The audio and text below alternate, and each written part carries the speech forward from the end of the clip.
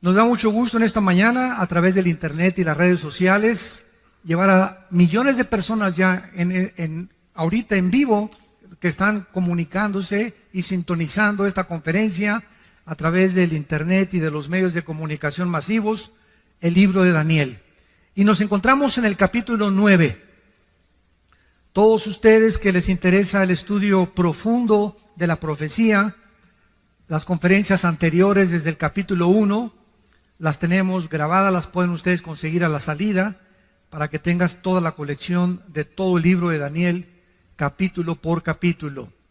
En este capítulo 9 de Daniel, para poder tener un poco de base, y de los que no están todavía en el momento en el que se llevan a cabo las circunstancias del capítulo 9, Daniel estaba bajo el imperio de los babilonios y bajo el imperio de los persas. Fueron los imperios que se profetizaron en el capítulo 2. Y como yo les decía hace algún tiempo a un foro de ateos, la historia demuestra que Dios existe. La existencia de Dios se puede probar filosófica, histórica, genética, física, biológicamente, de muchas maneras. Epistológicamente también, cosmológicamente también, a través del universo. Pero una de las evidencias más grandes de la existencia de Dios es que la Biblia nos muestra con un orden perfecto de qué forma los imperios a través del tiempo han ido sucediéndose uno detrás de otro, exactamente con la misma cronología que la Biblia lo estableció hace más de 2.700, 2.800 años. ¿Qué les estoy diciendo? Que la Biblia es más moderna que el periódico de mañana en la mañana. Daniel se encontraba hace 2.500, 2.600 años en lo que ahorita es Siria e Irak. Precisamente donde está la olla hirviendo y donde ahorita está a punto de estallar una tercera guerra mundial, que no sería la tercera guerra mundial desde luego. Pero Daniel se encontraba en esa zona geográfica históricamente, y la misma arqueología ha demostrado que las evidencias, los reyes, los lugares geográficos que la Biblia menciona, los nombres que la Biblia menciona, todo ha sido comprobado a través de la arqueología y de la antropología, de una manera y con una evidencia sobrenatural. Entonces Daniel se encontraba ahí, y entonces él lee el libro de Isaías capítulo 25, porque Jeremías fue antes que Daniel, y Jeremías había profetizado que los judíos iban a estar en Babilonia exiliados o cautivos 70 años, y que al acabar la cautividad babilónica se les iba a permitir regresar a Jerusalén. Daniel fue uno de esos cautivos que fue llevado en el año aproximado 585, 586 antes de Cristo a Babilonia por el rey Nabucodonosor. Entonces Daniel comienza a leer a Jeremías y descubre que está a punto de terminarse la cautividad babilónica, que los 70 años se iban a acabar ya, y comenzó Daniel a preguntarse: ¿y ahora qué va a ser de nosotros? ¿Cuál es tu plan, Señor, para nosotros? ¿Qué, ya has dejado a Jerusalén o nos vas a volver a disciplinar? Entonces Daniel se pone a ayunar y hace un ayuno de verduras y de agua nada más durante 3 semanas. En el momento en que Daniel se hinca a comenzar a preguntarle a Dios a través del ayuno para sensibilizar su espíritu, ¿qué es lo que Dios quiere para el futuro de Jerusalén? Dios manda un ángel desde el cielo para que baje a la tierra a traerle el mensaje a Daniel. Y la Biblia nos dice en el capítulo 10, cuando lleguemos al capítulo 10, que otro ángel, principado de Satanás, sale a intervenir, a obstaculizar que el ángel enviado por Dios llegara a la tierra y le diera el mensaje a Daniel. Entonces vemos en la Biblia que existe en el mundo espiritual que nos rodea un conflicto, una guerra cósmica que es real y todos los acontecimientos que se suceden aquí en este planeta tienen repercusiones espirituales en el mundo invisible. Y el único libro de los billones de volúmenes de literatura que existen en las librerías, el único libro y de los que se consideran sagrados o religiosos, la Biblia es el único libro que nos muestra qué se encuentra detrás de las cortinas en el mundo espiritual. Ni el Tripitaka de Buda, ni el Ramayana de los Vedas, ni el libro del Mormón, ni el libro del Corán del Islam, ningún libro sagrado que tú menciones menciona las profecías y la certidumbre con la que la Biblia nos muestra el futuro. Muy bien, entonces viene una guerra y está el ángel ahí peleándose en el espacio, y en eso el ángel de Dios pide ayuda para que venga el arcángel Miguel. La palabra arcángel significa el principal o el primero de los ángeles. Y de acuerdo a la Biblia, Miguel es el arcángel que defiende exclusivamente a la nación de Israel. Está comisionado Miguel para poder defender a Israel. El de México no es Juan Diego, ¿eh? Porque alguien me preguntó hoy en la mañana eso. Dije, no, espérame tantito, ¿verdad? Ni siquiera históricamente ha sido comprobada la historia de Juan Diego. Bartolomé de las Casas, que fue de los misioneros más antiguos en el siglo, ¿verdad? 1600, 1700, que se supone que pasó este milagro, ¿verdad? Ni siquiera lo documenta en ninguno de los escritos que existen. Bueno, pero no vamos a ocupar de eso. Entonces viene una guerra espiritual.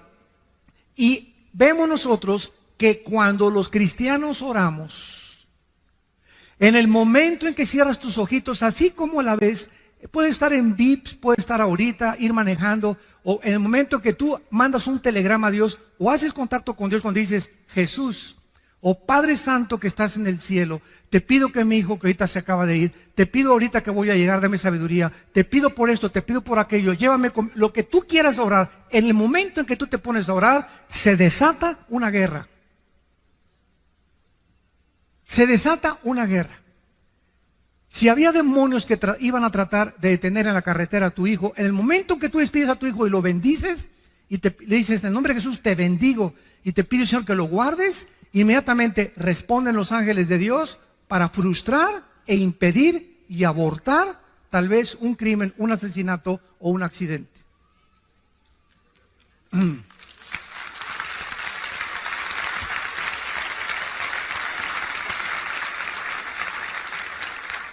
Finalmente, ¿verdad? El ángel llega a la tierra en lo que es ahorita Irán e Irak. Irán en la Biblia aparece con dos nombres. Irán aparece con el nombre de Elam, que todavía es una provincia que está en frontera con Arabia Saudita, e Irán aparece con el nombre de Persia. En 1935 se le cambió el nombre de Persia a Irán. Entonces, todas las naciones que nosotros encontramos, todas las naciones, cerca de 200 naciones que hay ahorita en el mundo, tienen el mismo origen en el capítulo 10 del libro del Bereshit, que es el Génesis. Ahí en el capítulo 10 del Génesis está el origen. Ningún libro de historia, ningún historiador, ningún lingüista, nadie puede decirte el origen ni de las lenguas, ni tampoco de las naciones. Han ido apareciendo por aquí y por allá, pero no el por qué aparecieron y de dónde surgieron los tres grupos o la raza humana, que son los jafetitas, que son los hijos de Jafet, los semitas, que son los asiáticos, y los camitas, que son los africanos. Toda la raza humana, de acuerdo a la Biblia, desciende de tres hombres, hijos de Noé. Jafet fundó todo lo que es el mundo de Europa, que es todo el mundo, ¿verdad?, de la raza blanca. Los semitas, todo lo que es el Medio Oriente y el Asia, y los hijos de Cam fundaron el continente africano. Entonces, esto es maravilloso porque nosotros podemos continuar buscando y escarbando el origen de todas las cosas. En el capítulo 9, versículo 20, vamos a abordar nuestra conferencia y vamos a iniciarla con la lectura de la comunicación de los ángeles a Daniel. Dice así, Daniel 9, versículo 20. aún estaba hablando y orando y confesando mi pecado y el pecado de mi pueblo Israel, y derramaba mi ruego delante de Jehová mi Dios por el monte santo de mi Dios, aún estaba hablando en oración cuando el varón Gabriel, ¿se acuerdan de Gabriel? Fue el que se le apareció a la Virgen María. Fue el que le dijo a María: el santo ser que nacerá en tu vientre será llamado Hijo de Dios. Es el mismo ángel mensajero principal o el correo de Dios. Gabriel, dice la Biblia, es el que Dios envía para darle el mensaje a Daniel. Y dice Daniel: a quien había visto, versículo 21, en la visión al principio, volando con presteza, vino a mí a la hora del sacrificio de la tarde. Y escuchen ustedes lo que dice el versículo 22. Me hizo entender. Todos nosotros tenemos un entendimiento limitado. Cuando yo digo he comprendido algo, estoy hablando, lo he comprendido el 100%. Pero cuando nosotros hablamos de Dios, es un ser o un ente incomprensible. Dios no puede ser comprendido el 100% por ningún ser humano. El conocimiento o la comprensión que podamos nosotros tener de Dios, de acuerdo a lo que calculó Alberto Einstein, un científico alemán nacionalizado norteamericano antes de la Segunda Guerra Mundial, dijo que tal vez el coeficiente intelectual del ser humano alcanzaba un 7 o un 8%. Así que parece que perdimos el 95% del entendimiento y la comprensión del mundo espiritual y del universo. ¿Cuándo fue esta pérdida? En la caída del huerto del Edén por Adán y por Eva.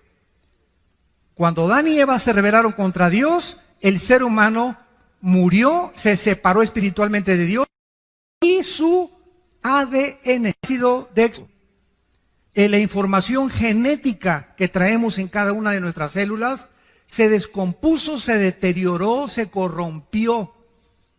Y de Adán a nuestros días, los seres humanos nacemos en un planeta y lo primero que hicimos es ontoi.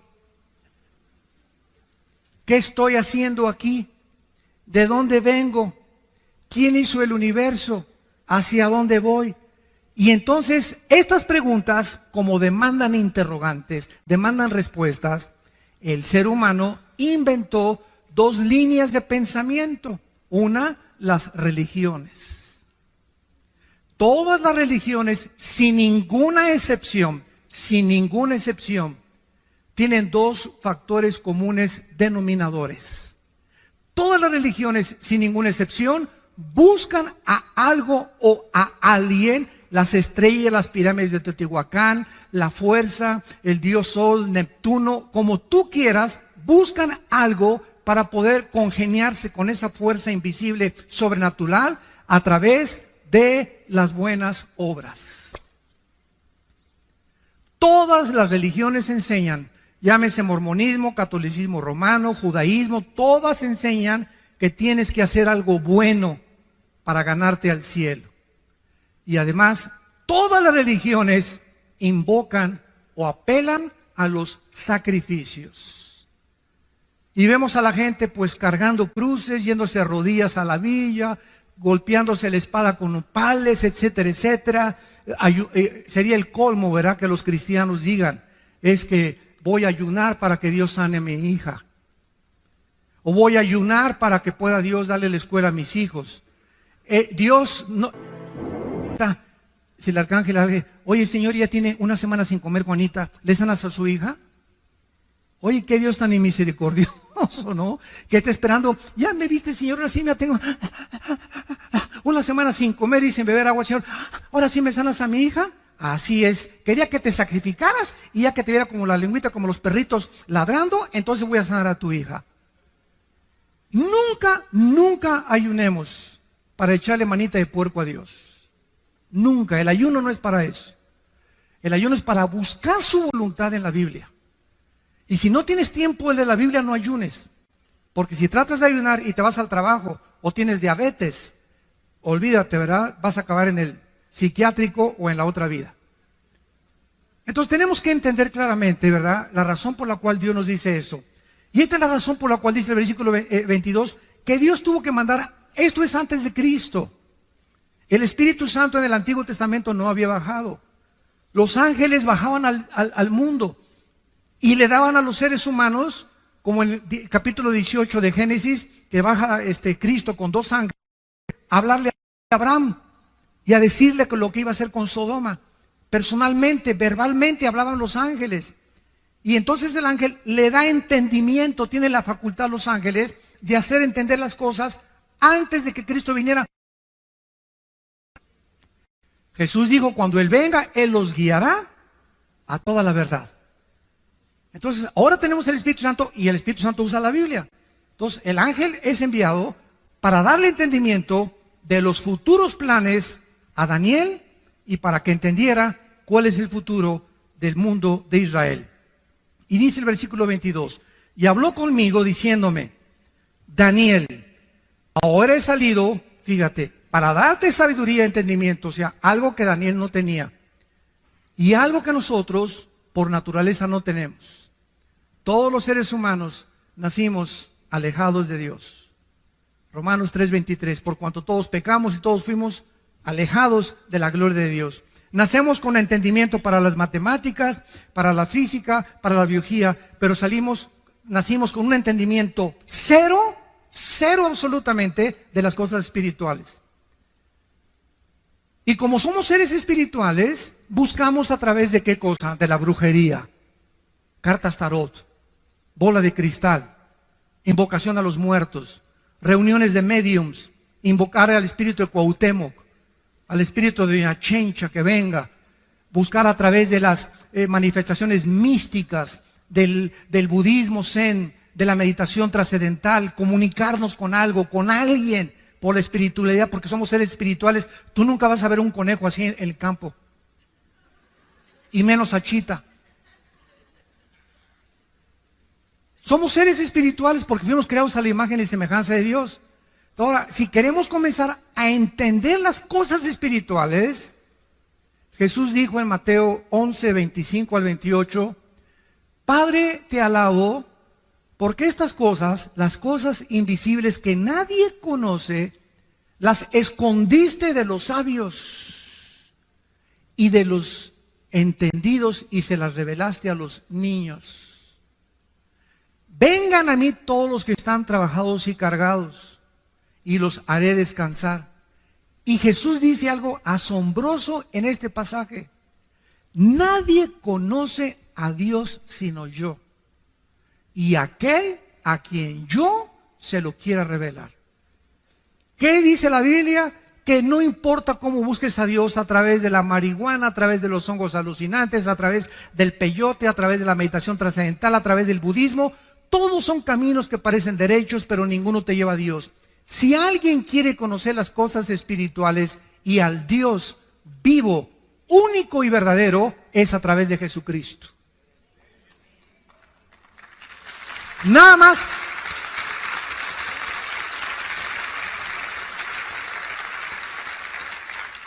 Él descendió del cielo, precisamente, dice Juan 17, versículo 3 y 4, tú me diste, Padre, el poder de bajar al mundo donde están todos estos seres humanos con un entendimiento de un 5 o 6%, completamente ciegos de lo que es el mundo espiritual, de ti, Padre, y de todo lo que pasa en sus vidas, de dónde vienen, quiénes son, a dónde van. Y tú me has dado a mí el poder de bajar al mundo y darles vida eterna.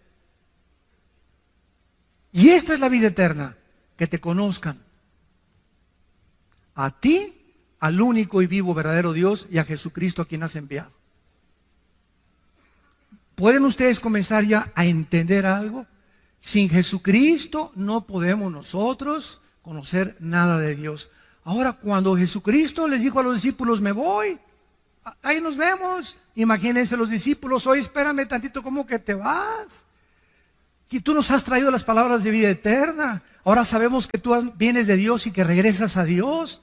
pero ¿cómo nos vamos a quedar huérfanos? No, espérenme tantito. Dice, voy yo a mandar al Espíritu Santo que baje al mundo, y Él cuando entre a ustedes, ya no como en el Antiguo Testamento, que venía y se iba, y Dios hablaba a través de voces, a través de profetas, a través de experiencias místicas, a través de sueños. Dice Hebreos 1, versículo 1, Dios había hablado muchas veces, de muchas formas, a través de los profetas, ahora nos ha hablado por el Hijo.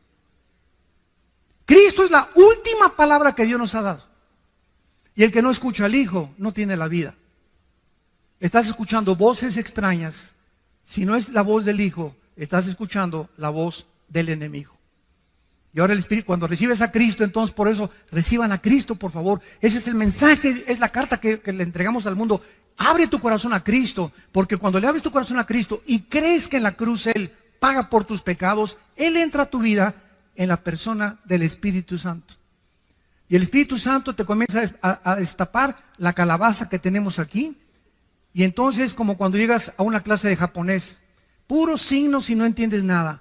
Ah, pero está el maestro japonés. Mira, esa es la A. Ah, si usted no me dice cuál es la A, yo no voy a decir, pues yo creo que esta es la A. No es lo que tú creas, es lo que es. Pues yo creo que Dios es así. Pues Dios no tiene esa chance que fueras así ni pensaras así. Pues yo pienso que Dios va a mandar a todos al cielo y que nadie se va a condenar. Es lo que piensa mi chincha también. Dios no nos llega a nosotros que nosotros determinemos cómo es Él. Él es el que nos quiere revelarse. ¿Cómo es Él? A través de su Hijo. Y una vez que tienes a Cristo, vienes a la Biblia y Dios usa nada más la Biblia. No usa ningún otro libro más que la Biblia. Y a través de la Biblia, ya con el Espíritu Santo, comienzas a leer.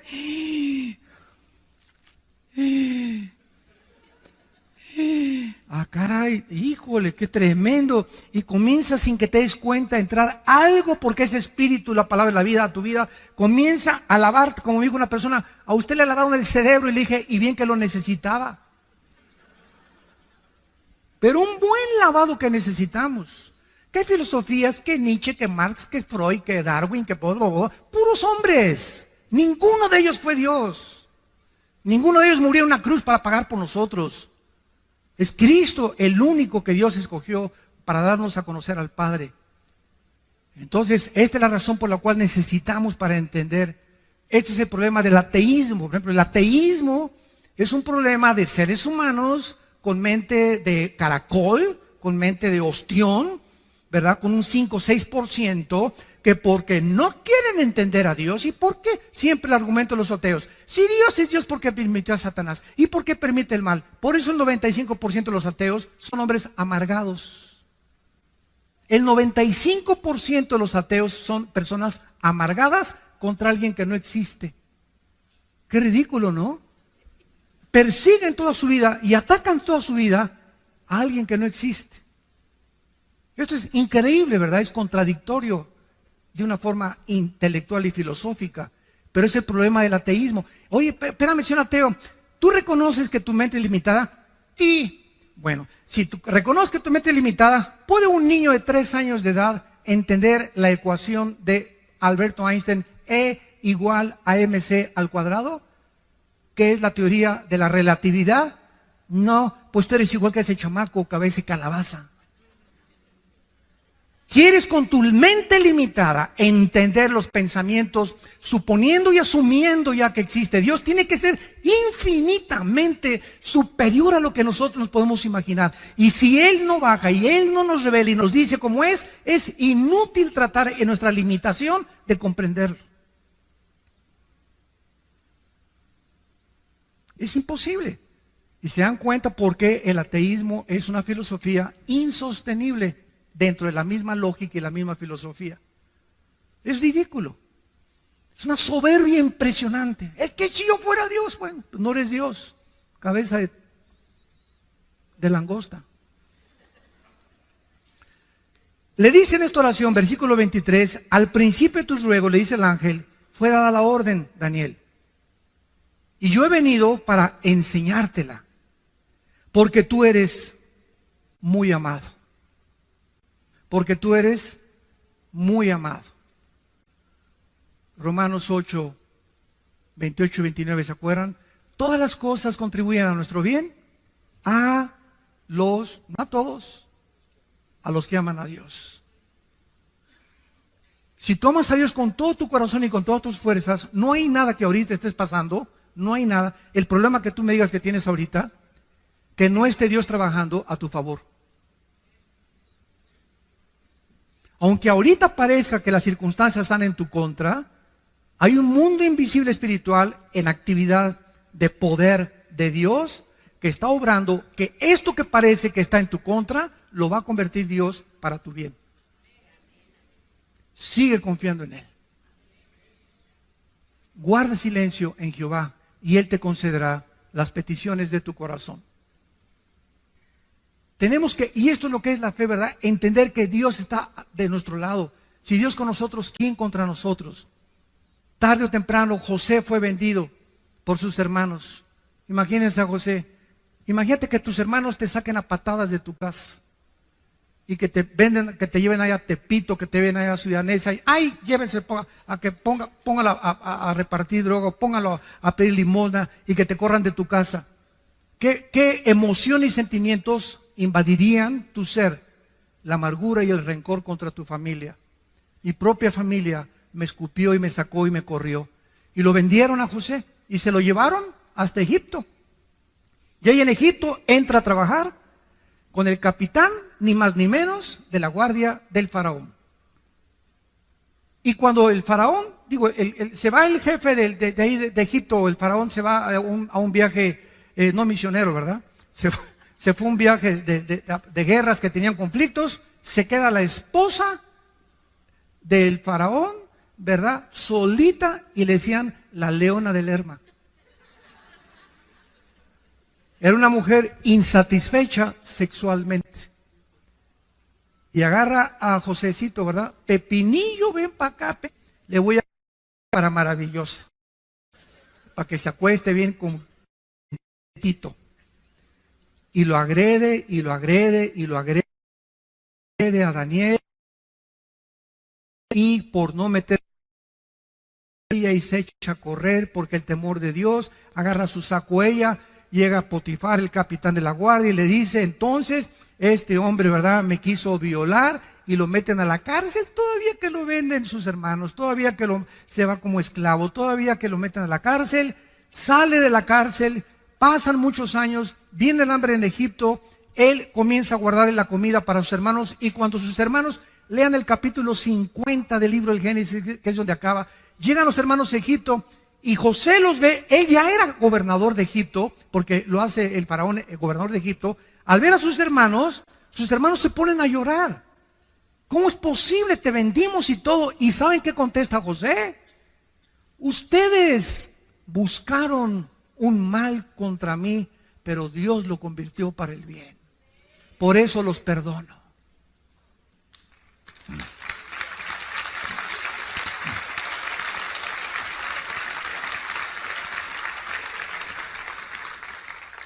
Cuando confiamos en Dios, no tengo nada contra ti. Ese es tu problema. Si tú tienes problemas conmigo, pero yo yo no tengo nada absolutamente contra ti. Ese es el secreto más grande, porque dice Santiago capítulo 4 que Dios da gracia a los humildes. Muy bien.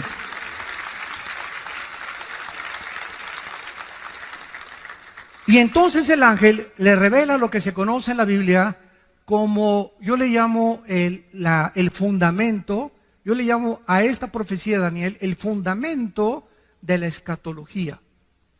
La palabra escatología, para los que no sepan, viene de dos palabras, escatos y logos, que significa el conocimiento de las cosas del futuro. Entonces, un escatólogo es una persona que se dedica a estudiar profecías. Entonces, el fundamento de la Biblia, o sea, nadie puede entender Apocalipsis, nadie puede entender Ezequiel, nadie puede venir y decir, pues yo creo que esto significa, sin entender la profecía de la semana 70 de Daniel. Lo que vamos a ver ahorita en 4 o 5 versículos. Es la profecía más espectacular y la que marca toda la cronología de toda la historia humana. Y la que nos hace comprender por qué ahorita Israel es el centro del ataque. Como alguien me dijo, bueno, ¿y ustedes por qué nada más Israel? No nada más Israel. Yo aquí siempre traigo el menorá, que significa la iglesia. El menorá es la iglesia, la luz, somos la luz del mundo, los cristianos. Y aquí tiene 7 palitos. El menorá es el candelero de los judíos con 7 palitos. ¿Por qué? Porque el de en medio es Cristo. Y si los otros 3 de un lado y los otros 3 del otro lado es la iglesia. ¿Por qué? Porque el número 6 es el número del hombre en la Biblia. En la Biblia hay una numerología o una gramática que significa que cada letra tiene un significado bíblico o un significado numérico. Entonces, el hombre tiene el número 6, el 1 es el número de la unidad, el 3 de la Trinidad, el 5 es el número de la gracia, el 12 es el número del gobierno, el 8 es el número de la perfección total, etcétera, etcétera. Entonces, el menorá significa Cristo en medio de los seres humanos. Cristo en medio de los seres humanos. Y esto es precisamente por qué Dios usa los números en la Biblia. Vamos a esta profecía, versículo 24. 70 semanas están determinadas sobre tu pueblo y sobre tu santa ciudad. En la Biblia había semanas de días y de años. La palabra 70 es la palabra Shivin Shabun. La palabra semana en el hebreo es la palabra Shabua. Entonces está hablando 70 semanas o 70 años de semanas. Si multiplicamos 7 por 7, 49. En otras palabras, 490 años. Esto es asombroso. Te voy a dar la cronología de los años, Daniel. Hay 490 años para Israel. Y cuando se cumplan los 490 años, yo regreso. Y cuando los más grandes físicos, matemáticos y aquellos que han estudiado las leyes de las probabilidades también matemáticamente en la Biblia, matemáticamente también se demuestra que la Biblia es algo sobrenatural, han calculado exactamente la cantidad de años que se profetizó.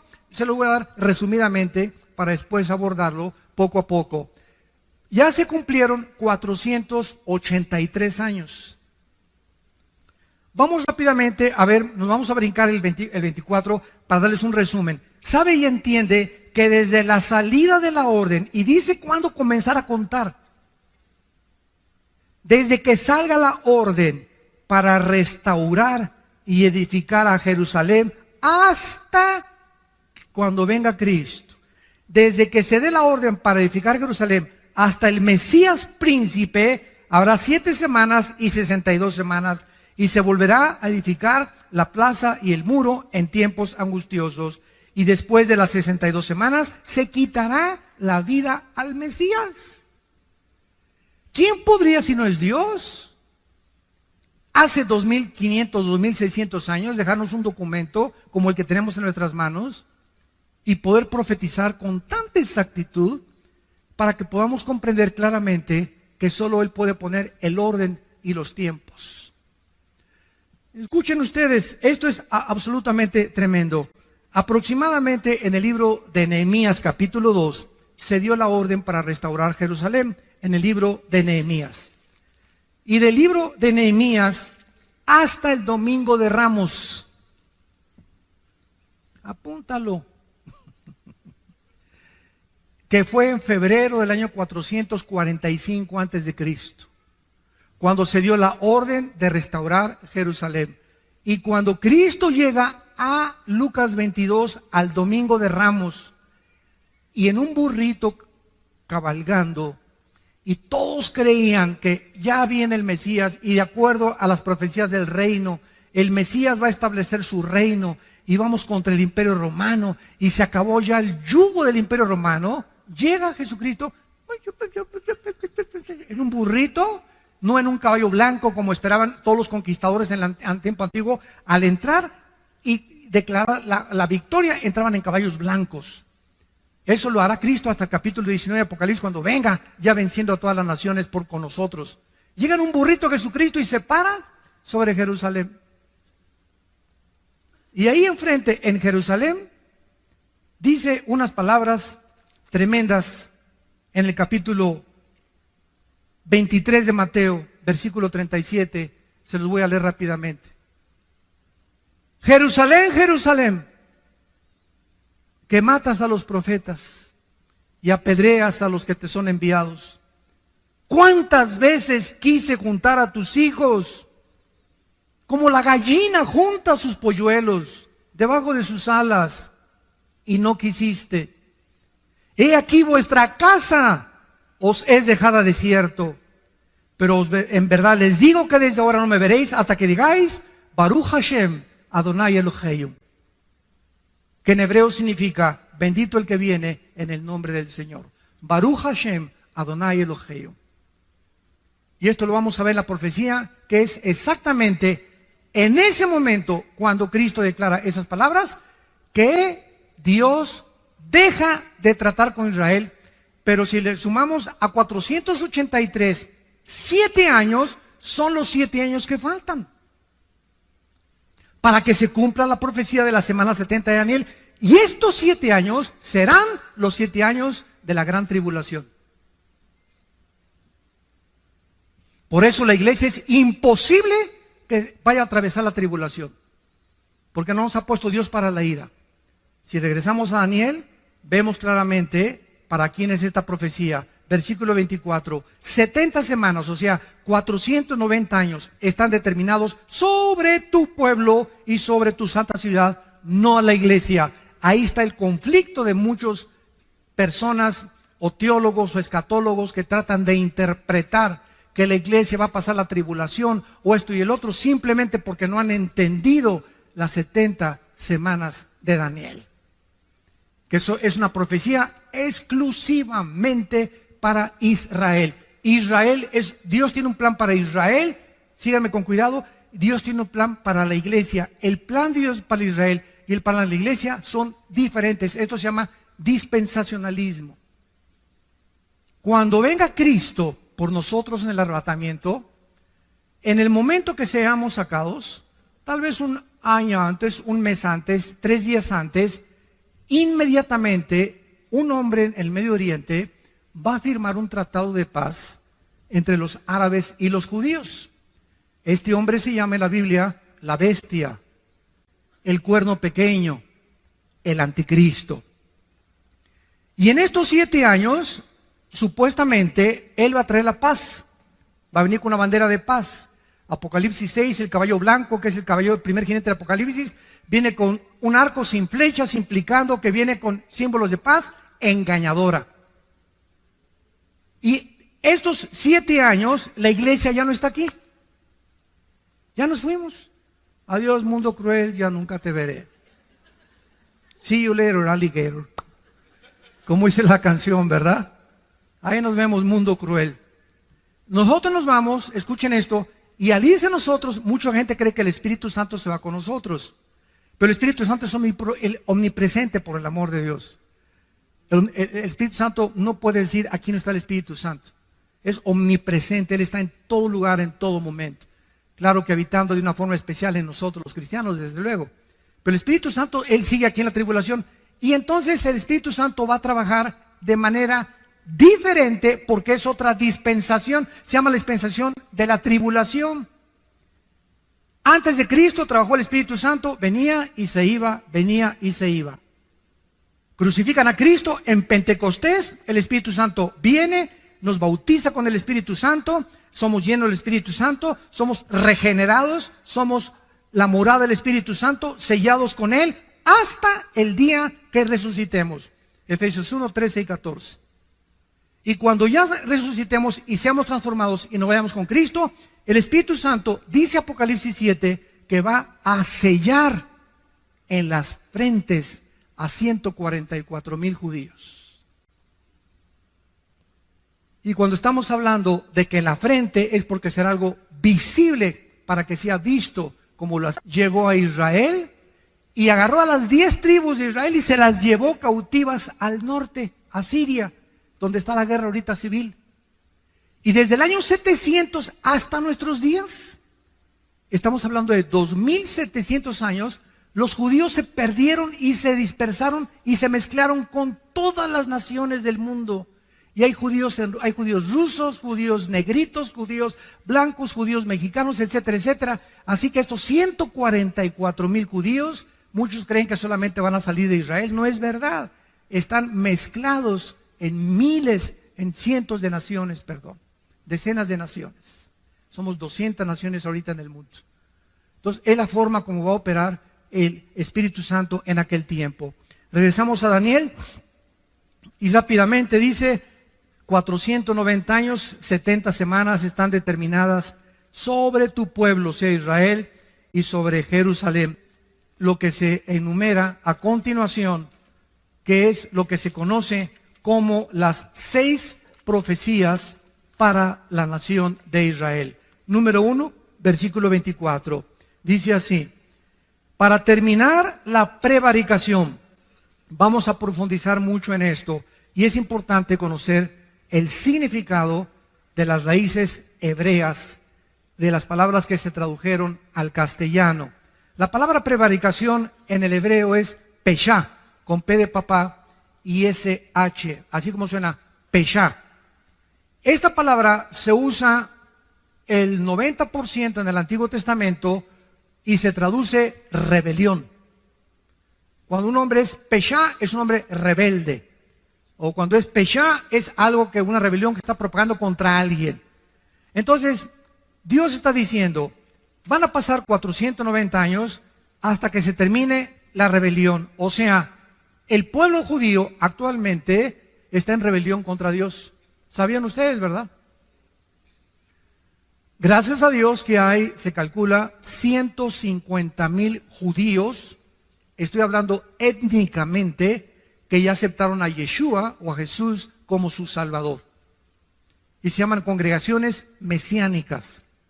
Y casi siempre cuando hay un movimiento en la historia cristiana que se está gestando, por ejemplo, viene el movimiento carismático y se fueron a un extremo. Viene el movimiento de las lenguas y se fueron a un extremo.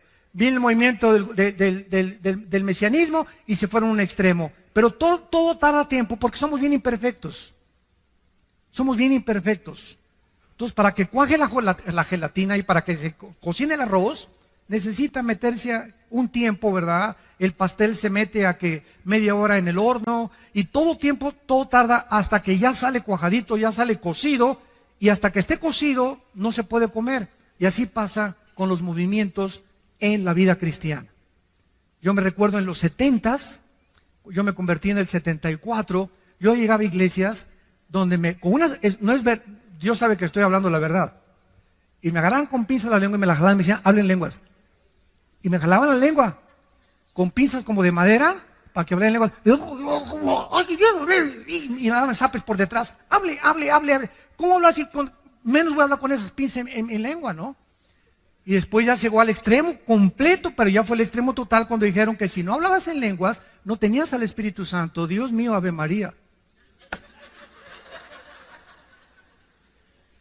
Y se aceptó como algo que si no hablabas en lengua no tienes el Espíritu Santo. O sea, la iglesia se divide entre los que tienen lenguas y si no lo tienes, no eres cristiano pero sin el Espíritu Santo. Espérame tantito, si soy cristiano tengo el Espíritu Santo.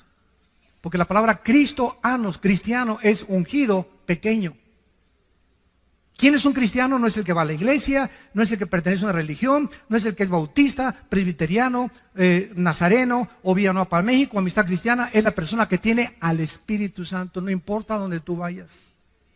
Claro que tiene que ser congregación que tenga las bases, la autoridad de la Biblia, desde luego, ¿no?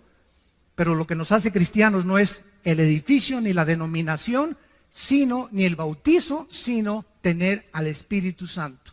Es lo que te hace cristiano. Y eres mi hermano y mi hermana en Jesucristo. Entonces, esta rebelión contra la autoridad de Dios se va a terminar. Veamos en Zacarías capítulo 12. Zacarías 12. Ahí brínquense unas páginas después. Sigue Joel, de Daniel, Jonás, Nahum. Como unas 20 páginas, yo creo. y llegamos a Zacarías 12. ¿Se acuerdan la expresión de Cristo cuando llegó a Jerusalén? Que acabamos de leer en Mateo 23.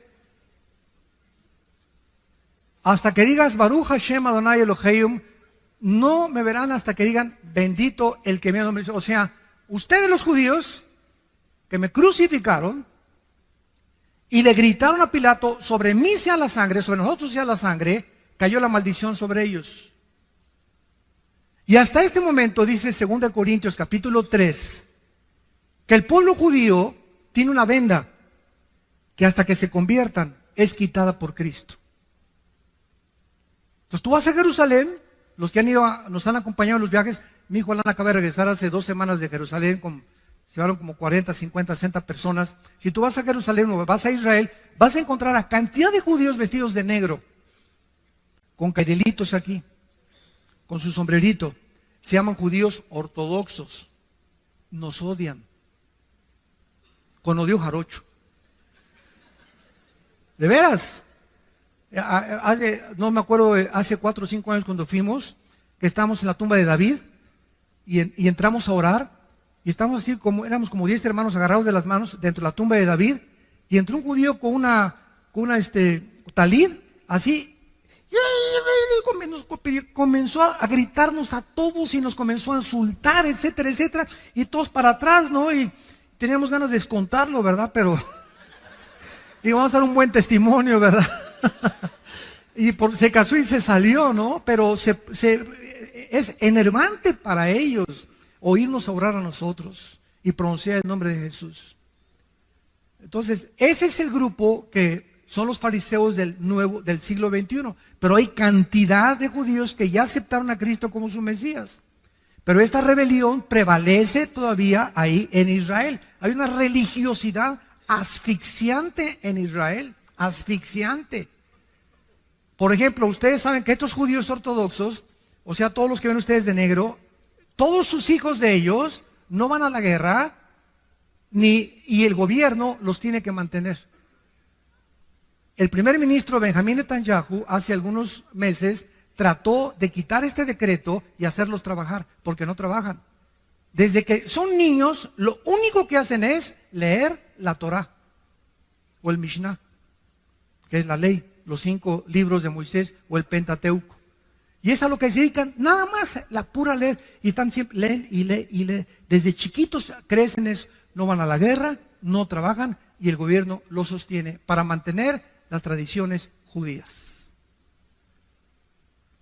Y es inconcebible, ¿verdad? Es ridículo, ¿verdad? Pero a Netanyahu no le aprobaron el proyecto que hizo, ¿verdad? Y no pudo alcanzar nada. En Zacarías 12, dice el 9 al 10, hablando de este día futuro, que es futuro cuando Israel se convierta, y en aquel día, está hablando cuando Cristo venga, yo procuraré destruir a todas las naciones que vinieren contra Jerusalén.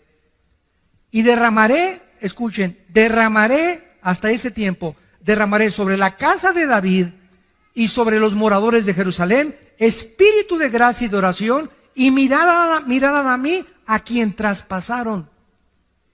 Y llorarán como se llora por hijo unigénito, afligiéndose por él como quien se aflige por el primogénito. No será hasta que él venga y lo vean con sus llagas en las manos y digan, caray, él era Jesús.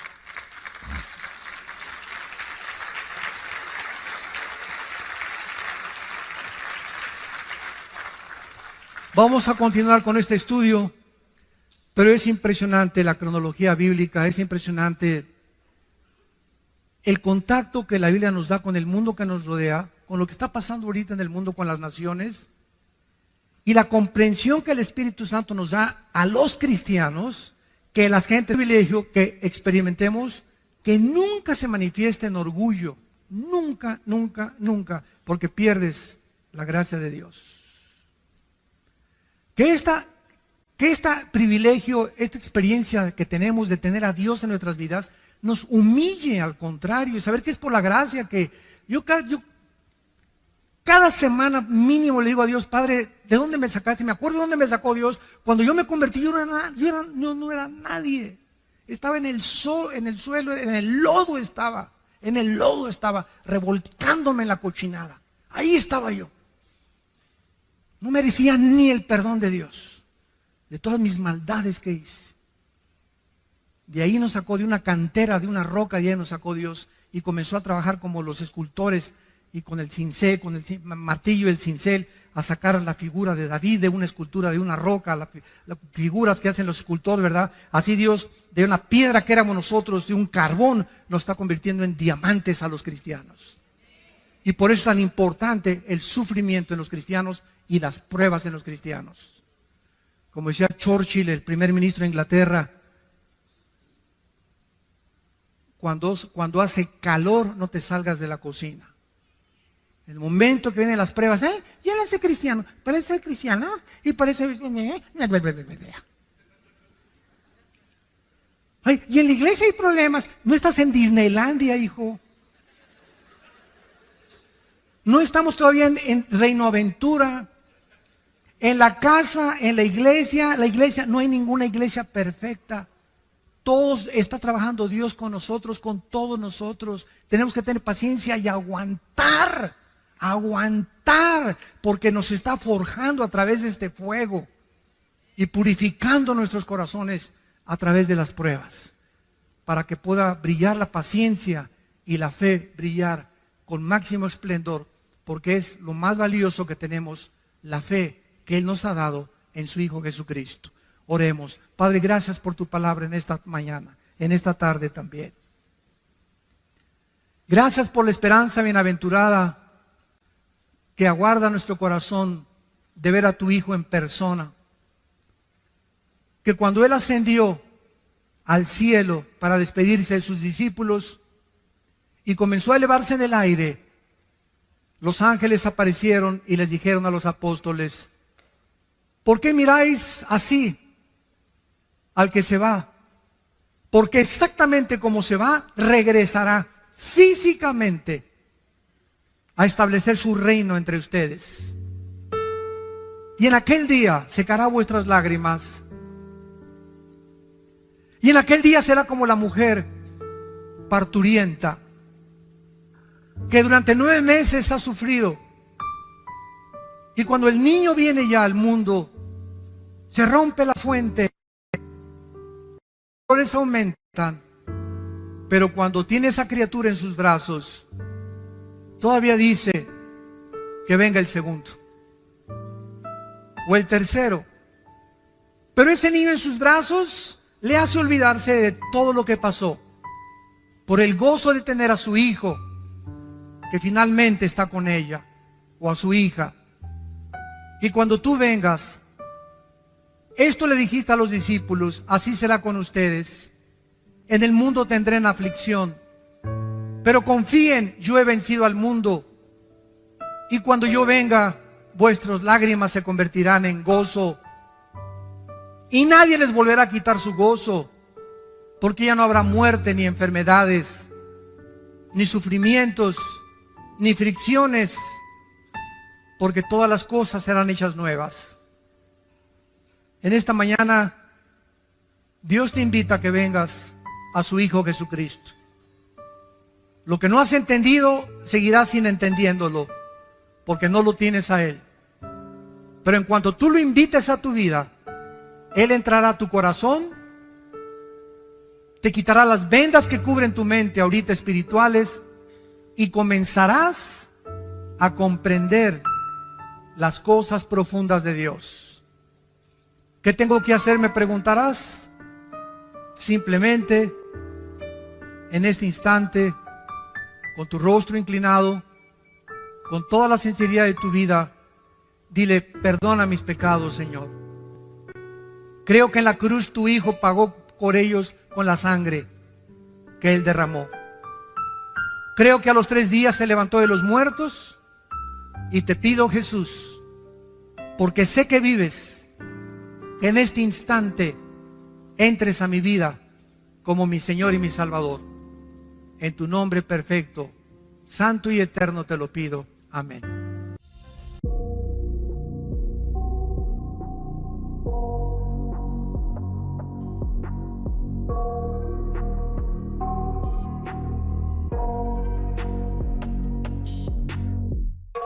got nightmares in my head, I fear that the thoughts build up until I can't hear, that my mind fills up into a creature, and it haunts me somewhere much deeper. Anxiety, filling up every space, no privacy. And silently, it could build and build until you finally see, whoa, it's taking over, damn no closure, moving closer. No exposure, I just wanna be a loner. Some can't stay sober, looking over all their shoulders, like moving boulders just to get out of the home. It sucks, I've had enough, I don't wanna feel the stuck under the rug, all my problems that I shove. I got nightmares in my head, I fear that the thoughts build up until I can't hear, that my mind fills up into a creature, and it haunts me somewhere much deeper. I got nightmares in my head, I fear that the thoughts build up until I can't hear, that my mind fills up into a creature, and it haunts me somewhere much deeper. I've been feeling weird, I can't seem to focus good enough. Nothing's really clear, sometimes it could be a little tough. I just need to feel like the end's in sight for me, but let's be really real, anxiety can foggy all this stuff. I've been feeling weird, I can't seem to focus good enough. Nothing's really clear, sometimes it could be a little tough. I just need to feel like the end's in sight for me, but let's be really real, anxiety can foggy all this stuff. It sucks when you finally feel like giving up. Oh God, no luck, everything feels like you're sticky stuck. I'm lost, handcuffed to the bed where I sleep, don't give a fuck. Can't stop, unplug, feeling overwhelmed, I think I've had enough. Gotta find a way to get some energy, gotta find someone who's a good friend of me. I need purpose to make it all worth it, I'm still searching and I'm still learning. I want a life that's filled with memories, not a life with regret in front of me. I need focus to keep me from hopeless psychosis if I keep moping. I got nightmares in my head, I fear that the thoughts build up until I can't hear, that my mind fills up into a creature, and it haunts me somewhere much deeper. I got nightmares in my head, I fear that the thoughts build up until I can't hear, that my mind fills up into a creature, and it haunts me somewhere much deeper. I've been feeling weird, I can't seem to focus good enough. Nothing's really clear, sometimes it could be a little tough. I just need to feel like the end's in sight for me, but let's be really real, anxiety can foggy all this stuff. I've been feeling weird, I can't seem to focus good enough. Nothing's really clear, sometimes it could be a little tough. I just need to feel like the end's in sight for me,